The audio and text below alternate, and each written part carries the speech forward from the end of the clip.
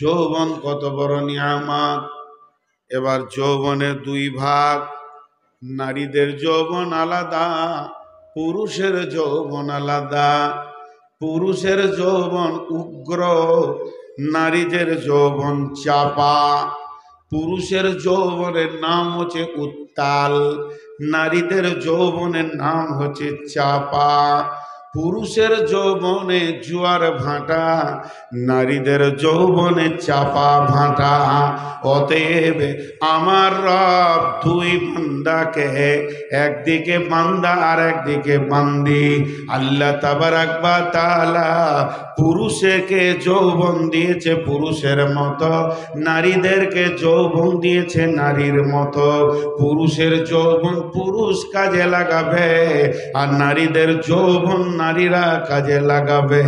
আল্লাহর নবী বলেছেন, সাবাতুন ইযিল্লুহুমুল্লাহ ফি দিল্লিহি ইয়াউমুল লা দিল্লা ইল্লা দিল্লুহু ওয়া শাআবুন নাসা ফি ইবাদাতিল্লাহ। যৌবনটা এমন একটা নিয়ামত, কঠিন কিয়ামতের দিনে যদি ঠিক মতো কাজে লাগানো যায় তাহলে আল্লাহর আরশের ছায়া, আল্লাহর রহমতের ছায়ার নিচে যুবক যুবতী জায়গা পাবে। অতএব বন্ধুরে, আল্লাহর নবী বলছেন, শাবাবাকা কাবলা হারামিকা, যৌবনকে নিয়ামত মনে করো, এটা যৌবন চলে যাওয়ার আগে। জি, এবার একটা উদাহরণ দিব, নারীদের যৌবন কেমন আর পুরুষের যৌবন কেমন। কিছু কথা ইশারাই বলবো, যতটা ইশারাই বলা ইনশাল্লাহ আপনারা বুঝবেন, অতটা ইশারাতেই বলবো। মা বোন ধৈর্য ধরেন। পেট্রোলের সাথে আগুনের যে সম্পর্ক, এটা হচ্ছে পুরুষের যৌবন। পেট্রোল সামনে আসলে আগুনকে বলতে হয় না ধর, উগ্রতা আছে ওর, ধরবে। পুরুষকে দেওয়া হয়েছে পেট্রোলের মতো যৌবন। আর চাপা যৌবনের উদাহরণ হচ্ছে কয়লা, এরও আগুনের খোরাক, কিন্তু পাখা করতে হয়, ধর এটা তোর খাবার, ধর। যখন একবার ধরে নেয় দীর্ঘ সময় টিকে।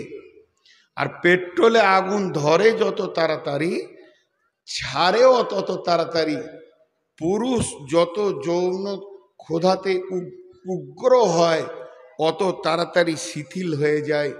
আর মহিলারা যত ধীরে ধীরে চেতনায় আসে, ওদের ধীরে ধীরে চেতনা নামতেও সময় লাগে।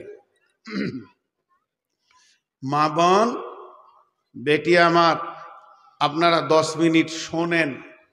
এখন পুরুষদেরকে বলি, উগ্র যৌবন কোন কাজে লাগাবে। আল্লাহ বলছেন, বিসমিল্লাহির রহমানির রহিম, আত-তাইবুন আল আবিদুন আল হামিদুন আস-সাইহুন السائمون الراكعون الساجدون الآمرون بالمعروف والناهون عن المنكر والحافظون لحدود الله وبشر المؤمنين। আর একটা আয়াত পড়েছি আপনাদের সামনে, ফাইদা কুদিয়াতিস সালাতু ফান্তাশিরু ফিল আরদি ওয়াবতাগু মিন ফাদলিল্লাহি ওয়াযকুরুল্লাহা কাসীরান লাআল্লাকুম তুফলিহুন। ভাইরা আমার, যুবকের দল যৌবনকালে যুবকদের 2খানা গুরু দায়িত্ব দিয়ে পাঠিয়েছেন আমার রব। আমার রব বলছে, যুবকের দল তোমরা বসে থাকবে না, তোমরা গাফলতি করবে না। আমি তোমাদেরকে শক্তি একটা দিয়েছি, স্পিরিট দিয়েছি। এই স্পিরিটটা যদি না দিতাম, নারী চেতনতা তোমাদের ভিতরে যদি না থাকতো, তোমরা মার্কেট করতে না, ব্যবসা বাণিজ্য করতে না, চাষবাস করতে না, তোমরা ডেলি প্যাসেঞ্জারি করতে না। অতএব তোমাদেরকে আমি দায়িত্ব দিচ্ছি, যখন তোমাদের নামাজ হয়ে যাবে, যুবকের দল সঙ্গে সঙ্গে তুমি বেরিয়ে যাও রুজি তল্লাশের জন্যে। এটা আমি তোমাদেরকে দায়িত্ব দিয়েছি। তোমরা রুজি তল্লাশে ব্যস্ত হয়ে যাবে। পৃথিবীর যে কোনো কোণে অর্থ আছে সেটাকে উপার্জন করো, শুধু শর্ত যে একটাই, হালাল পন্থাতে সেটাকে উপার্জন করে নিয়ে এসো। তোমার জন্যে তোমার মা বাপ, বিবি, সন্তান, ছেলে মেয়ে, তোমার বোন ভাই তোমার মুখের দিকে তাকিয়ে আছে। হে যুবক, যৌবনকালে তুমি নিজেকে অলসতায় ফেলে দেবে না।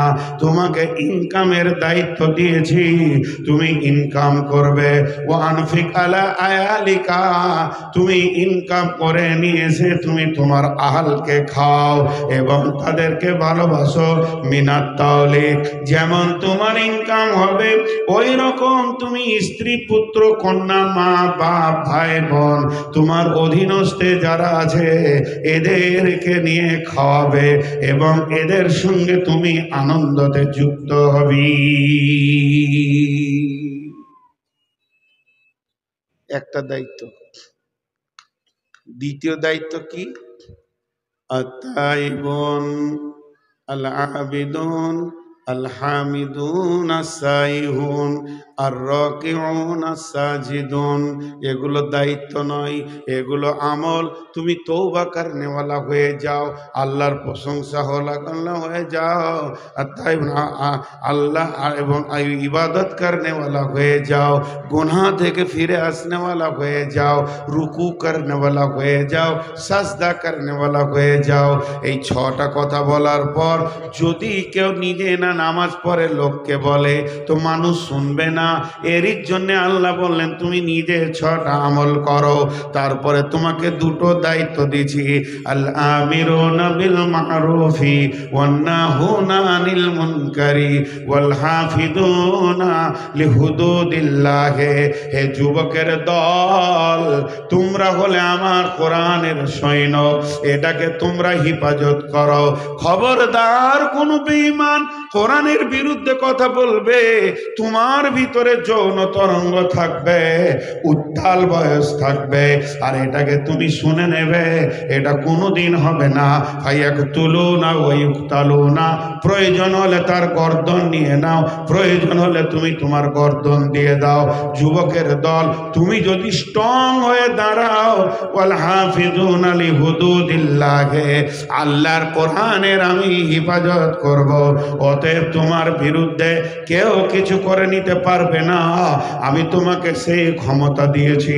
অতএব হে যুবকের দল, তুমি ইবাদত করো এবং তুমি আমার কোরআনের সৈন্য হয়ে যাও।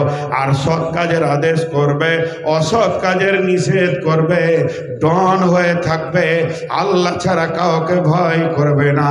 যুবক, আমি তোমাদেরকে 2খানা আমল পৃথিবীতে দিলাম। 2টো আমল দিয়েছে। একটা উদাহরণ দিব। উদাহরণটা কি? এই গ্রামে ধরেন মসজিদ, মসজিদের সামনে আসরের নামাজ পড়ে আমরা দাঁড়িয়ে আছি 4-5 জন। ইমাম সাহেব আছেন, আমি আছি, আরো 2-3 জন আছে। এমন সময় একটা বাচ্চা ছেলে গিয়ে, বস বস, তুই বস, তোর হাতে এই মোবাইল রে বাপ, তোর বাপ আগে বিয়ে দিলে না কেন? তো একটা বাচ্চা ছেলে দৌড়ে গিয়ে কি বলছে দেখেন, চাচা চাচা। বলে কি হলো? আমি দেখে এলাম ওইখানে কটা ছেলে মদ খেয়েছে, তাস খেলছে, কোরআনের বিরুদ্ধে চলছে এটা। তখন আমার ভাষাটা কি হলো, হ্যাঁ যা, মনে হচ্ছে যেন গায়ে বল নাই, হিজড়ে।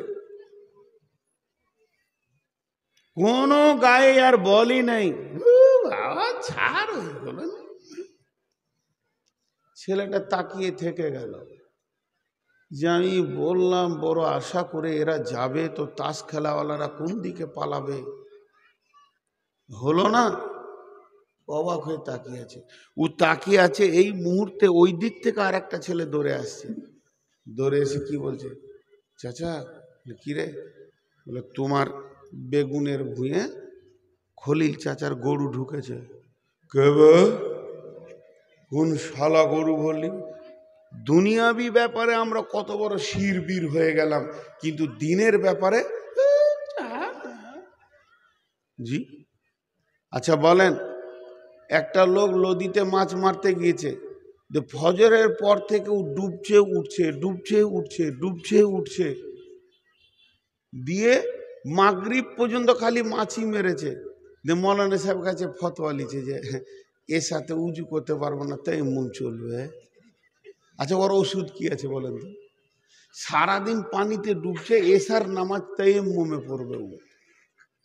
তো আমাদের অবস্থা তাই, দুনিয়াবি ব্যাপারে গোটা জিন্দেগি জীবন যৌবন শক্তিকে ঢেলে দিছি, আর দিনের ব্যাপারে হিজড়ে বেনে গেছি।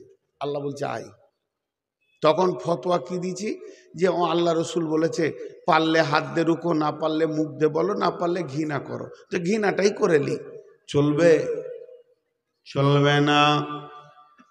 সত্য করে বলেন, কামাত এলাকার লোক, দিনাজপুরের লোক, বেশি লয় 10টা যুবক যদি হাতে হাত রাখে জামে মসজিদে, আল্লাহর কসম করছি, আল্লাহর কাছে শক্তি চাইছি, এবং আমরা প্রতিজ্ঞা করলাম হয় আমরা পৃথিবীর বুকে মাটিতে বেঁচে থাকব, নচেত আমাদের সামনে এক জুয়ারিকে তাস নিয়ে বসতে দিব না। অত্র এলাকায় একটা পঞ্চায়েতে যতগুলি মুসলিম গ্রাম আছে, একটা তাসওয়ালাকে বসতে দিব না। তুলে নিয়ে আসবো আর 2 পিস করে ছেড়ে দিব। বেঈমানি করবে, 2 পিস করে ছেড়ে দিব।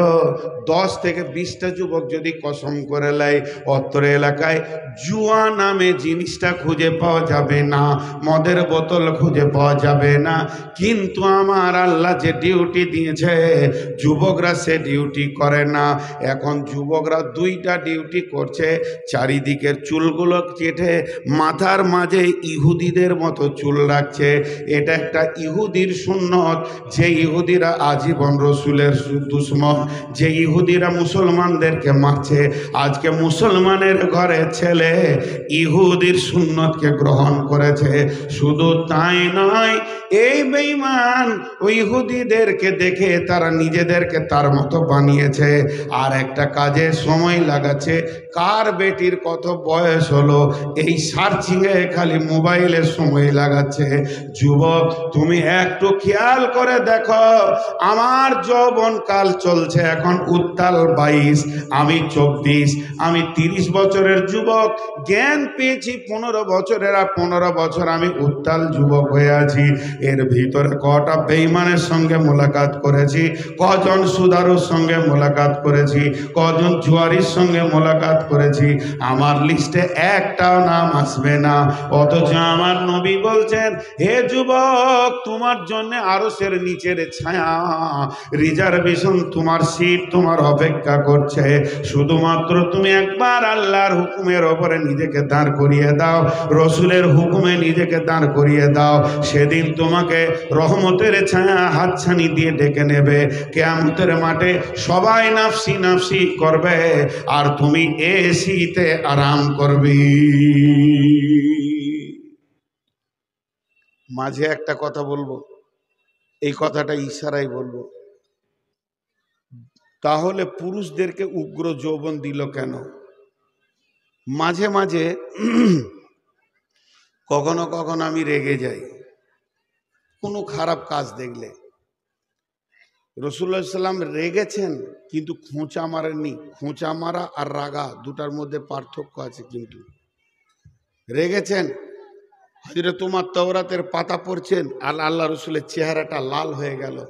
হযরত আবু বকর বলছেন, ওমর তোমার এর থেকে মরে যাওয়া অনেক ভালো ছিল। রেগেছেন। তো আপনাদেরকে বলি, রাগী এখন কোনো কারণে কারোর সাথে আমার কথা কাটাকাটি চলছে, সেও রেগেছে, আমিও রেগেছি, তো সারা পাবলিক এসে কি বলবে? সারা পাবলিক এসে বলবে, সব পাবলিক বলবে, মৌলভী সব মানুষ রাখছেন কেন জি? এটা প্রথম ভাষা, হ্যাঁ না বলে না? বলবে কি বলবে না? মৌলভী সাহেব মানুষ আপনি রাখছেন কেন? আচ্ছা, মৌলভীদের রাগ থাকতে হয় না জি? মৌলভীদের রাগ থাকতে হয় না? বিনা উজুতে নামাজ হবে? জোরে বলেন। নামাজ হবে না, বিনা উজুতে নামাজ হবে না। তেমনি একটা ফরজ আমল আছে, যে আমলটা করতে গেলে রাগ দরকার, রাগ ছাড়া সেই আমলটা হবে না। রাগের প্রতীক চিহ্ন মোচ দিয়েছেন আল্লাহ পুরুষকে, আপনাদেরও আছে আমারও আছে। রাগ মোচে এরকম হাত দিব আর দাড়িতে হাত দিব, প্রতিপক্ষ 3 বার পেশাব করে দেবে। তা রাগ ছাড়া একটা আমল আছে, হয় না। সেই আমলটা কি? সে আমলটা হলো জিহাদ। যদি পুরুষের রাগই না থাকবে তো পুরুষ জিহাদ করতে পারবে না। তাহলে জিহাদটা কি আমার জন্য হারাম? আমি কি জিহাদের ময়দানে নামবো না? আজকে যে অবস্থা ফিলিস্তিনের ওপরে চলছে, ইসরায়েলদের প্রতি কি আমার রাগ হচ্ছে না? তো ভাই, এগুলো ভাবতে হবে। এক বক্তা জালসা করতে করতে বলে দিয়েছে যে আমার ছেলেটার জন্য দোয়া করবেন, হসপিটালে আছে। এক বুড়ি নানি বলছে মৌলবীদেরও ছেলে হয়, ওকে হিসাবই নেই যে মৌলবীদের কেন ছেলে হবে রে বাপ?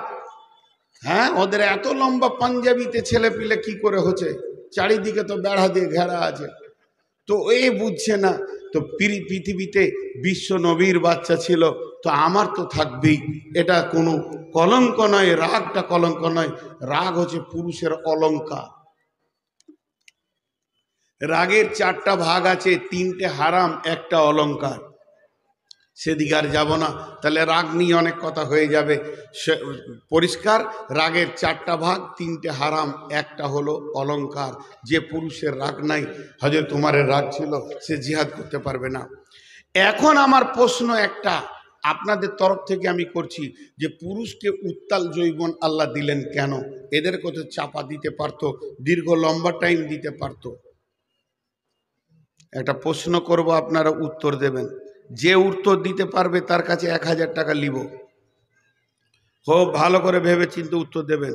এটা আমার কাপড়, এরকম আপনারও কাপড় আছে, জামা প্যান্ট গেঞ্জি সবগুলোকে নিয়ে আপনি নদীর ধারে কিংবা কলের কাছে গেলেন, হাতে একটা সাবান আছে, উদ্দেশ্য হচ্ছে সাফ করা। উদ্দেশ্য কি? সাফ করা। আপনারা মুখ খুলেন, উদ্দেশ্য কি? সাফ করা। দিয়ে ও কাপড় সাফ করে এসে কাপড়গুলোকে সুন্দর করে দড়িতে শুকাতে দিয়ে দিল। ওনার অজান্তে 2টো জিনিস সাফ হলো, কি বলেন তো? একটা হলো হাত, এটা উদ্দেশ্য ছিল না, অজান্তেই সাফ হয়ে গেল। আর 2 নম্বর হচ্ছে যে পাথরে মেরেছে, পাথরটা, ওইটার জন্য সাবান কিনেনি, অথচ পাথরটা সাফ হয়ে গেছে, কিন্তু উদ্দেশ্য ছিল কাপড় সাফ করা। তো যুবকের উদ্দেশ্য 2টা থাকবে, পৃথিবীতে সৎ কাজের আদেশ, অসৎ কাজের নিষেধ করব, আল্লাহর কোরআনের হিফাজত করব, আর এই পৃথিবীর বুকে আর কি করব? 2 নম্বর কাজ, সারা বিশ্বে যেখান থেকে হোক ইনকাম করে নিয়েছে স্ত্রী পুত্র কন্যা সন্তানের পেছনে খরচা করব। এটা হলো উদ্দেশ্য, এটাই হলো মেন সাবজেক্ট যুবকদের পৃথিবীতে আসা। আর অজান্তে আর একটা কাজ হয়ে যাবে, ও যেমন যুবক তেমনি ও আর একটা যুবককে জন্ম দিয়ে চলে যাবে। তার মানে সন্তান বানানোর কাজটা বিনা উদ্দেশ্যেই কখন হয়ে যাবে? 4টা ছেলের বাপ হয়ে যাবে। যদি ওইটাই উদ্দেশ্য হতো, তাহলে বন্ধুরে বউকে কোলে করে সারা দিন কাটালে নেকি বেশি পাওয়া যেত। ওটা উদ্দেশ্য নয়, ওটা পরজন্মকে ঠিক রাখতে হবে। বীরের বীজে বীর তৈরি হবে। এই পরজন্মকে ঠিক রাখার জন্যে আমার আল্লাহ নারী পুরুষের ক্রসটাকে সুন্দর করে একটা নিয়ম বানিয়ে দিয়েছে, কিন্তু ওটাই আমাদের উদ্দেশ্য নয়। আমরা বেঁচে থাকার জন্য খাই না খাওয়ার জন্য বেঁচে আছি? জোরে বলেন। খাওয়ার জন্য বেঁচে আছি, তাহলে চুপ করে বসে আছেন কেন? চালিয়ে যান, মেশিন বন্ধ করা যাবে না।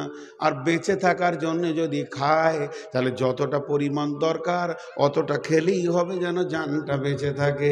আগে উদ্দেশ্য দেখেন, বেঁচে থাকার জন্য খায় না খাওয়ার জন্য বেঁচে আছি? জি, বেঁচে থাকার জন্য আমরা খাই, খাওয়ার জন্য আমাদের জীবনটা নয়। আমাদের জীবনটা যদি খাওয়ারই উদ্দেশ্য হয়ে যেত, তাহলে এক সেকেন্ড খাওয়ার থেকে বিরতি নেওয়া যেত না। নামাজ ইবাদত, ইনকাম করা ইবাদত। ইনকাম করা কত বড় ইবাদত জানেন কি? একই আয়াতে দুটি হুকুম, কান করে শুনেলেন যুবকের দল। এটা অনেক শর্টকাটে বলবো। একটা লোক নামাজ ধরেছে, ফরজ নামাজ, বিসমিল্লাহির রহমানির রহিম, আলহামদুলিল্লাহ রব্বিল আলামিন, আর রহমানির রহিম, মালিক ইয়াউমিদ্দিন, ইয়াকা না'বুদু ওয়া ইয়াকা নাস্তাঈন, ইহদিনাস সিরাতাল মুস্তাকিম, সিরাতাল্লাযীনা আন'আমতা আলাইহিম, গায়রিল মাগদুবি আলাইহিম ওয়ালাদ-দাল্লিন, আমিন। কুল হুয়াল্লাহু আহাদ, আল্লাহুস সামাদ, লাম ইয়ালিদ ওয়া লাম ইউলাদ ওয়া লাম ইয়াকুল লাহু কুফুয়ান আহাদ। আল্লাহু আকবার। সুবহানাকা আল্লাহুম্মা রাব্বানা ওয়া বিহামদিকা আল্লাহুম্মা ইগফিরলি। সামি আল্লাহু লিমান হামিদা, রব্বানা লাকাল হামদ হামদান কাসীরান তাইয়িবান মুবারাকান ফি। এর মুখ কোনো সময় বন্ধ নাই। এই লোকটা যত নেকি পেয়েছে, এই লোকটা যত নেকি পেয়েছে, এই লোকটা যত নেকি পেয়েছে, নামাজের ভিতরে সূরা ফাতিহা পড়লে যে নেকি পাওয়া যায়। আর একটা যুবক, তাকে নামাজি হতে হবে প্রথম শর্ত, তাকে ইমানদার হতে হবে দ্বিতীয় শর্ত। এক নম্বর হলো ইমানদার হতে হবে, দুই নম্বর হলো নামাজি হতে হবে।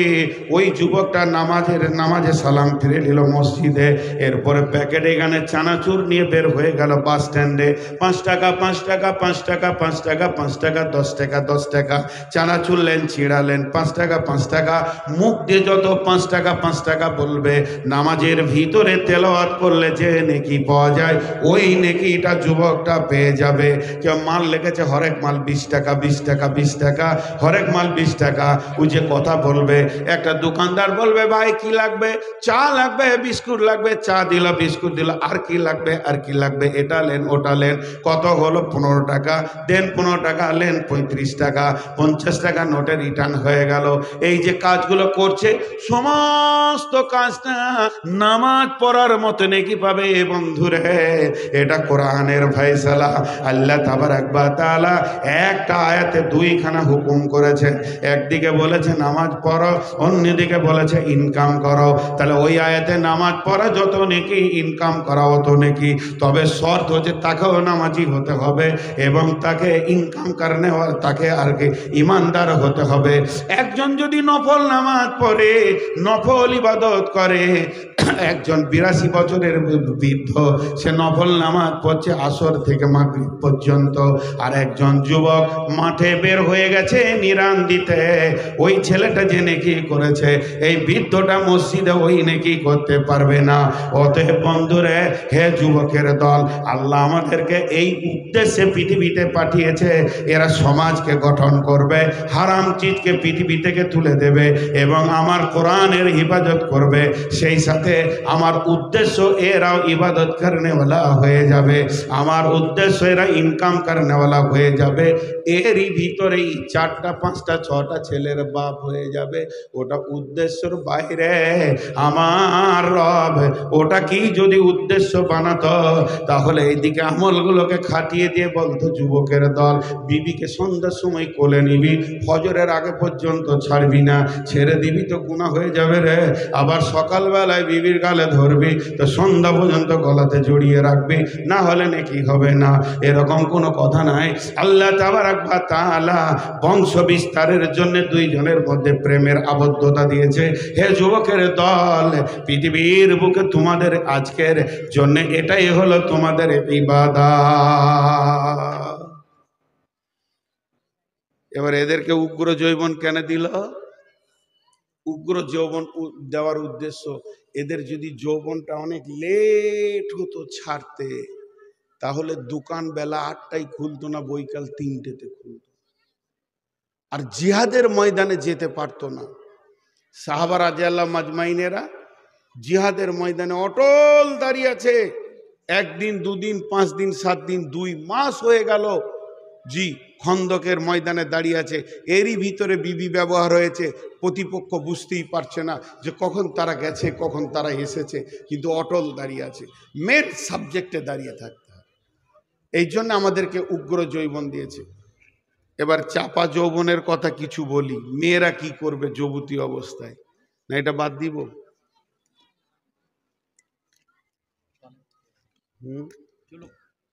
চলবে, সময় সাপোর্ট করবে না। আচ্ছা বলি তারপরও, চাপা যৌবন মেয়েরা কি করবে, ওদের যৌবন চাপা। এটা মা বোনেরা কান করে শোনেন। ভাই আপনাদের বিরক্ত লাগছে নাকি? কাকে কাকে বিরক্ত লাগছে হাত তুলেন। মাশাআল্লাহ 3-4 জনকে লেগেছে। নারে তাকবীর। আর একটু জোরে বলেন, আমাকে পাওয়ার দেন খানি, আমার অবস্থা খুব খারাপ, আমি শেষ, আমি শেষ। হ্যাঁ নারে তাকবীর। মা বোনেরা আমার, বেটির দলেরা, আপনাদের যৌবনটা কোন কাজে লাগাবেন? বিসমিল্লাহির রহমানির রহিম। কুল্লিল মুমিনাতি ইয়াগযুজনা মিন আবসারিহিন্না ওয়া ইয়াফাযনা ফুরুজাহুন্না ওয়া লা ইউবদিনা যিনাতাহুন্না ইল্লা মা যাহারা মিনহা ওয়া লিয়াজরিবনা আলা বিজুবিহিন্না আলা খুমুরিহিন্না ওয়া লা ইউবদিনা যিনাতাহুন্না। ও আমার বেটির দল, যাদের ভিতরে যৌবন উত্তাল করছে, তোমাদের একটাই কাজ, যুবকের অনেক কাজ, আর যুবতীদের একটাই কাজ, তোমরা তোমাদের শরম গায়ের হেফাজত করো, সিকিউরিটি হয়ে যাও। খবরদার সামান্য দুনিয়াবি লোভের জন্য লুচ্চার কাছে চলে যেও না, লুচ্চা তোমাকে খেয়ে নেবে, শেষ করে দেবে। জীবনে যদি সতীত্বটা লুচ্চার হাতে শেষ হয়ে যায়, বিনা মহারানা পুরুষের কাছ থেকে যদি এটাকে শেষ করে দাও, তোমার বেঁচে থাকার কোনো প্রয়োজন নাই। তোমার মতো হতভাগা নারী আর পৃথিবীতে কেউ নাই। আল্লাহ তাবারাক ওয়া তাআলা মেয়েদের যৌনাঙ্গ, আল্লাহ তাবারাক ওয়া তাআলা মেয়েদের সরঙ্গাকে নিয়ে কোরআনে বেশ কিছু আয়াত নাজিল করেছেন। আল্লাহ তাবারাক ওয়া তাআলা হযরতে মারিয়ামকে পাক করতে গিয়ে একটা গোটা সূরা দিয়েছেন, বেশ কিছু আয়াত দিয়েছেন। আল্লাহ তাবারাক ওয়া তাআলা আম্মা জান আয়েশাকে পবিত্র করতে গিয়ে 11 খানা আয়াত দিয়েছেন। অতএব হে আমার মা, হে আমার বোন, ওরে আমার বেটি রে, পৃথিবীর বুকে কি করতে হবে? আমার আল্লাহ বলছেন, এ যুবতীর দল, ওই হাফাজনা ফুরুজাহুন্না, তোমরা তোমাদের শরমগায়ের হেফাজত করো। ওয়ালা ইবদিনা যিনাতাহুন্না, আমি যে তোমাদের জিনাতগুলো দিয়েছি এগুলো কাউকে দেখাবে না। তোমার সিনা উঁচু হয়েছে, মাজা মোটা হয়েছে, মেন্সের সিরাপ চালু হয়ে গেছে এবং তুমি যৌবনকালে পৌঁছে গেছো, তোমার চেহারার ভিতরে একটা উজ্জ্বল বর্ণ এসে হাজির হয়ে গেছে, এটা তোমার স্বামীর জন্য আমি দিয়েছি। এটা লুচ্চাকে দেখাবে না, কারোর সাথে এটাকে ব্যবহার করতে দেবে না। যদি তুমি ব্যবহার করতে দিয়ে দাও, তাহলে তুমি আমার আওতাভুক্তর বাইরে আইনে চলে গেলে। অতএব হে যুবতীর দল, কারণ আল্লাহ বলছে, শোনো, পৃথিবীতে যত আল্লাহওয়ালা তৈরি হয়েছে, প্রত্যেকটি আল্লাহওয়ালার পেছনে একটা করে আল্লাহওয়ালি আছে। তার মানে আমি যত বড়ই আলেম হই না কেন, একটা মায়ের পেটে জন্ম নিয়েছি। বিশ্ব নবী যত বড়ই নবী হোক না কেন, আমিনার পেটে জন্ম নিয়েছেন। এই রকম প্রত্যেকটা মা বড় বড় আলেমকে জন্ম দেবে, হাফেজকে জন্ম দেবে, শহীদের মা হবে। কিন্তু যদি কোনো গাছে পোকা লেগে যায়, সেই গাছে যেমন ভালো আম পাওয়া সম্ভব নয়, তেমনি কোন মায়ের সতীত্ব হারিয়ে গেলে পৃথিবীর বুকে আর ভালো সন্তান পাওয়া যাবে না। আল্লাহর নবী কিয়ামতের আলামত বলতে গিয়ে বলেছেন, কাসরাতুজ জিনা, জেনা বেড়ে যাবে, এত জেনা বাড়বে। তার মানে যেদিকে আল্লাহর ওলিরা পৃথিবীতে আসছে, আল্লাহওয়ালারা আসছে। আর আল্লাহর নবী আর একটা হাদিসে বলেছেন, যে লা তাকুমুস সাআতু ফিল আরদি হাত্তা ইউকালা আল্লাল্লাহ, যতদিন একটা আল্লাহ বলনেওয়ালা পৃথিবীতে থাকবে অতদিন কিয়ামত হবে না, কিয়ামত হবে না, কিয়ামত হবে না। তো শয়তান বুঝে নিয়েছে আল্লাহওয়ালা যতদিন পৃথিবীতে থাকবে কিয়ামত হবে না। তাহলে আল্লাহওয়ালা আসছে কোন দিকে? বিবেচনা করে দেখেছে ওই যুবতীদের সরঙ্গাদি তো পৃথিবীতে মানুষ আসছে, তাহলে ওই রাস্তাটাকে আগে নোংরা করে দিই, রাস্তাটাকে আগে বন্ধ করে দিই। পৃথিবীতে আল্লাহওয়ালা আসবে না, আল্লাহওয়ালি থাকবে না, আল্লাহওয়ালাও আসবে না। অতএব হে আমার বেটির দল, খবরদার সরঙ্গাকে নষ্ট করিও না। একটা কথা বলবো আমার বেটিদেরকে, খুব ধ্যানের সঙ্গে শুনবেন। জীবনে আর যতদিন বেঁচে থাকবেন জালসা শুনতে হবে না। এক ডোজি আপনার জিন্দেগি চেঞ্জ হয়ে যাবে যদি বুঝতে পারেন। এই যে কাগজের পাত উঠেছে, আগে ছিল শাল পাত, এখন উঠেছে কাগজের পাতা। আর একটা হচ্ছে কড়ির থালা, চীনামাটি। তো চীনামাটির থালার যা কাজ, কাগজের পাতেরও সেই কাজ। যখন খেতে বসে কেউ, তো কাগজের পাতাকে কাছে লিবার নিজেও এমনি করে ঘেঁষটাবে।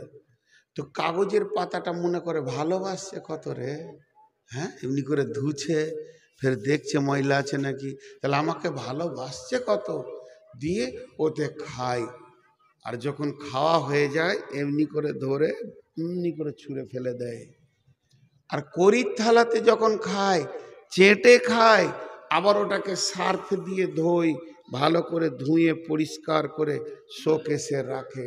তো কড়ির থালা হলো স্ত্রী, আর কাগজের পাত হলো প্রেমিকা। স্ত্রী হও কিন্তু প্রেমিকা হইও না, খেয়ে নেবে ফেলে দেবে, তোমাকে আর বিছানায় লিবে না, এটাই জেনে রাখো। আর স্ত্রী হও, আর স্ত্রী তুমি হতে যেও না, মা বাপের নির্বাচিত হও। মা বাপ যে যুবককে ধরে দেবে তার স্ত্রী হও। সারা জীবন তোমাকে খাবে, ধুবে, পরিষ্কার করবে এবং তোমাকে কসমেটিক্স দিয়ে সাজিয়ে রাখবে এবং তোমাকে তার শোকেসে রাখবে, তার কোলে রাখবে। আর লুচ্চাদের কাছে যদি তুমি কাগজের পাত হয়ে যাও তো খাবে আর ছুঁড়ে ফেলবে। তোমার যৌবনটা চাঁটার জন্যে এরা শেষ করে বেড়াচ্ছে, কুকুরের মতো ধরে বেড়াচ্ছে। ওই জন্য একটা কবিতা আছে না, আজ যুবকদের কথা কিছু শুনো দিয়া মন, বর্তমানে যুবক ছেলে বলিতা কেমন। মাথার চারিদিকে ছোট চুল, মাথার মাঝে বড়া, পেছন হতে দেখলে পরে লাগবে একটি ভেড়া। মেয়ে মানুষ হবার মনে স্বাদ হলো যার, মাথার মাঝে চুল রেখে হলো একটা জানোয়ার। হায় রে খোদা এমন গাধা যুবক ছেলে আজ, সত্য কথা বলবো তবু নাই কই এদের লাজ। এরাই বলে আমরা যুবক আফসোসেতে মরি, ধিক শত দিক নাও গা তোমরা নাও গা গলায় দড়ি। সন্ধ্যা হলে ডিউটি করে পুকুর রাস্তার ধারে, কুকুর যেমন রাস্তাঘাটে হারে তল্লাশ করে। আর বাকিটা বলবো না। ওরে আমার বোন, ও আমার বেটি, ওরে আমার কলিজার টুকরা, বেটিদেরকে বলছি খবরদার লুচ্চাকে পাত্তা দিও না। লুচ্চা কাছে আসলে ওর বুকে লাত মেরে দাও, মুখে লাত মেরে দাও। আর স্বামী কাছে আসলে গলাতে জড়িয়ে ধরে তার গালে চুমা দাও। আল্লাহ তাবারাক ওয়া তাআলা তোমাদেরকে কত সুন্দর ওসিয়ত করছেন।